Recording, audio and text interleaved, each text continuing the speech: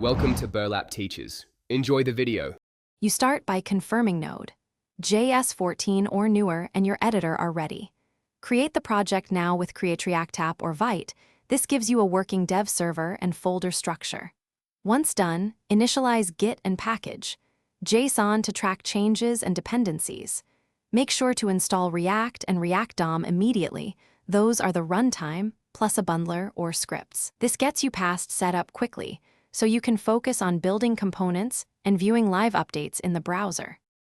You now build the app by creating small, focused components. Prefer functional components with hooks for clarity and reusability. Once a component needs state, use useState or use reducer for more complex updates. Pass data down through props and lift state up only when necessary. Make sure to keep styles and helper functions separate and structure folders for components, hooks, and services to avoid messy imports. By organizing this way, you improve readability, enable easier testing, and speed future changes when requirements shift. You complete the workflow by wiring routing, global state, and any API services. Ensure routes and context providers wrap the app correctly. Once integrated, optimize for production with code splitting, lazy loading, and tree shaking so bundles stay small. Make sure to run linters and tests, then create a production build for deployment.